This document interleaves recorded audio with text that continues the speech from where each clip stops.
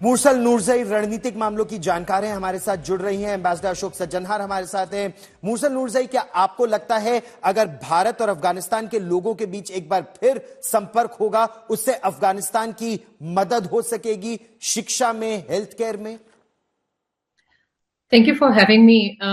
Afghanistan and India has always had and will have till the end of the time very strong and friendly political ties. There is no doubt into it. If there is any country that can bring change in the mindset of Taliban and in Afghanistan positively, it's India. And I'm very proud to say that as an Afghan.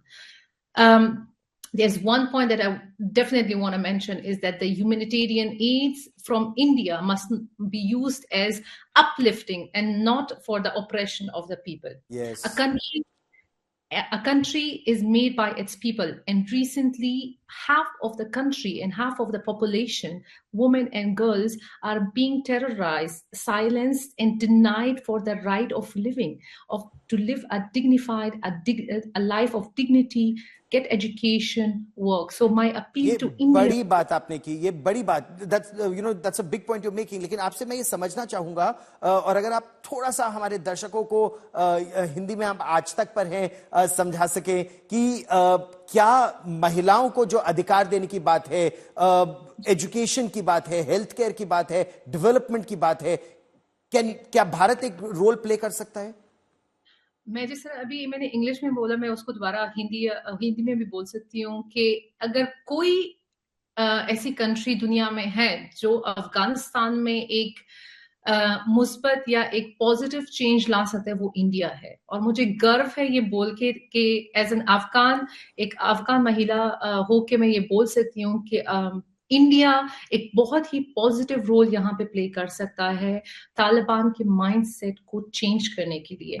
Now मुझे पता है कि India जो foreign secretary head है mister mystery, उन्होंने कुछ promises किए या कुछ अरेंजमेंट्स हैं कि ह्यूमैनिटेरियन एड्स या हेल्प या मदद की जाएगी अफगानिस्तान में, जिसके लिए मैं as Afghan activist, as someone जो बाहर रहती है अफगानिस्तान से और जो कभी भी नहीं रही अफगानिस्तान में, बट मैं हमेशा एडवोकेट करती हूँ वहाँ के लोगों की और वहाँ के महिलाओं की कि अगर ये एड्स दिए जा रहे हैं जो कि बहुत जरूरी है, तो ये चीज को मद्देनजर रखा जाए, इस चीज के ऊपर सोचा जाए कि वो एड्स कहाँ जा रहे हैं जी। क्या वहां पे जो वुमेन है, जो महिलाएं हैं, उनको उनके हुकूक दिए जा रहे हैं।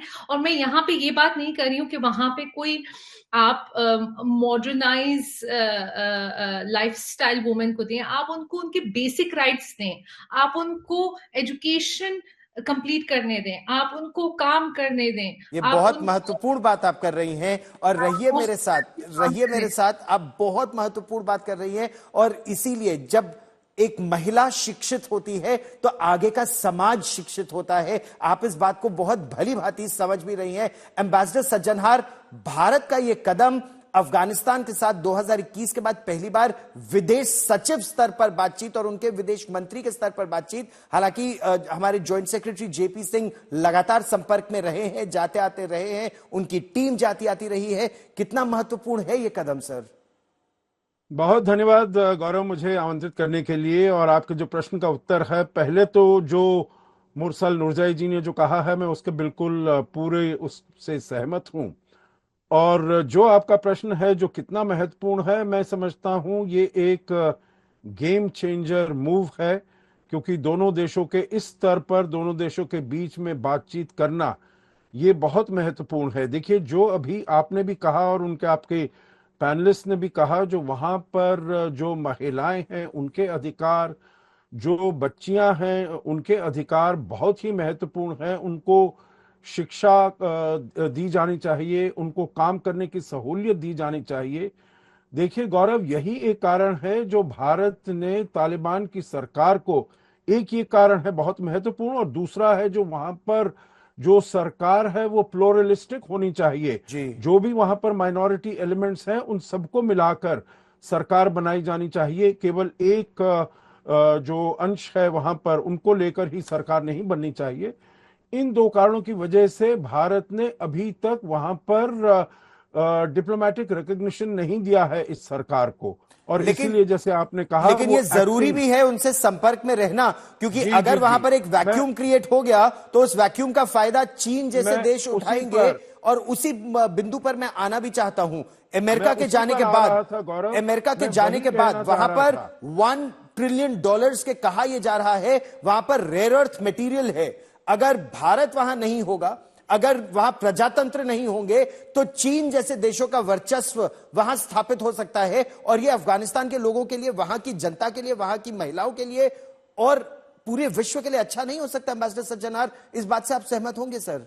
मैं बिल्कुल आपसे सहमत हूं, इसी बात पर मैं आ रहा था, और ये मैं कह रहा था जो ये तो एक अंडरलाइंग फैक्टर फीचर है हमारी रिलेशंस का अफगानिस्तान के साथ, परंतु उसके साथ साथ हम वहां पर वैक्यूम भी नहीं क्रिएट कर सकते हैं। जो हम अगर वहां पर नहीं होते हैं तो ऐसा नहीं है जो इसको और आगे बढ़ावा मिलेगा। हमारे जो संबंध हैं गौरव, वो वहां के अफगानिस्तान की जनता के साथ सदियों पुराने हैं, बहुत पुराने हैं, सिविलाइजेशनल हैं, हिस्टोरिकल हैं, कल्चरल हैं, और उसको हमें बरकरार रखना है। किसी भी प्रकार की वहां पर सरकार हो, जब वहां की जनता के ऊपर आपदा आती है, जब वहां की जनता के ऊपर संकट आता है, जी। तो भारत वहां की जनता की सहायता के लिए जरूर आगे जाएगा। इसीलिए आपने देखा है, देखिए आप ऊपर बता रहे हैं जो हमने जरान जलाराम रोड का निर्माण किया, सलमा डैम, ये सब हुआ 2021 से पहले, जी। तालिबान के आने से पहले। मैं कहना चाहूंगा जो तालिबान आने के बाद भी भारत ने वहां की सहायता जारी रखी है, निश्चित तौर बरकरार पर। रखी है, क्योंकि हम 1.5 उनके मिलियन वहां के जो डोजेस लोग कोविड हैं, वैक्सीन के दिए गए। उनको उसके सहायता अलावा करना चाहिए। 1.2 मिलियन टन ऑफ स्टेशनरी दी गई, 100 million doses of polio doses दिए गए। लेकिन नूरजई जी, समझना मैं आपसे यह चाहता हूं, क्योंकि अगर भारत जैसा प्रजातंत्र वहां नहीं होगा तो पाकिस्तान जैसा आतंकी देश वहां पर अपने पैर पसारने की कोशिश कर रहा है। आपको वो तस्वीरें याद होंगी जब पाकिस्तान के उस समय के DG ISI lieutenant general Faiz Hamid वहां पर पहुंचे थे और चाय पी रहे थे सिरीना होटल में। पाकिस्तान तो केवल आतंकी एक बेस बनाना चाहता है अफगानिस्तान में, भारत तो विकास चाहता है। और चाइना का आप इन्फ्लुएंस किस रूप में देखती हैं अफगानिस्तान में? अगर इस मौके पे कंट्रीज, इंडिया जैसी एक कंट्री जो कि एक चैंपियन है एजुकेशन और मॉडर्नाइजेशन और टेक्नोलॉजी को लेके, अगर वो इन्वॉल्व नहीं रहती, और ऐसे एक दो कंट्रीज हैं जो कि जिनको इन्वॉल्व होना चाहिए और जिनको तालिबान के साथ डिस्कशंस करनी चाहिए, तो यहाँ पे कंट्रीज लाइक पाकिस्तान और चाइना डेफिनेटली फायदा उठाएंगे। क्योंकि चाइना को तो उनकी इकोनॉमिकल बेनिफिट के लिए अफगानिस्तान को यूज करना कोई बड़ी बात नहीं है। उनके पास रिसोर्सेस हैं, उनके पास पैसा है, और वो उसको डेफिनेटली यूज करेंगे। And they already have projects going on their. उन्होंने ऑलरेडी अपने प्रोजेक्ट स्टार्ट किए हुए वहां पे। जहां पे बात पाकिस्तान की आती है, वहां पाकिस्तान की अपनी हालत इस टाइम पे ऐसी नहीं है, अनफॉर्चुनेटली। वहां के लोग खुद सर्वाइवल मोड में हैं, और उनके लिए अफगानिस्तान में इंस्टेबिलिटी लाना, यानी ये बहुत इंपॉर्टेंट है उनके लिए, पाकिस्तान के लिए, कि अफगानिस्तान में इंस्टेबिलिटी हो, वहां पे प्रॉब्लम्स क्रिएट करना उनके लिए एक एम हो सकता है इस टाइम पे।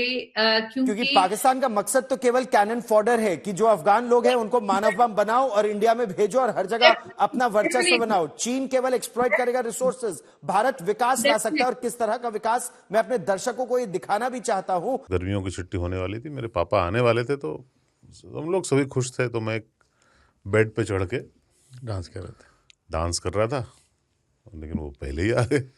फ्रीज।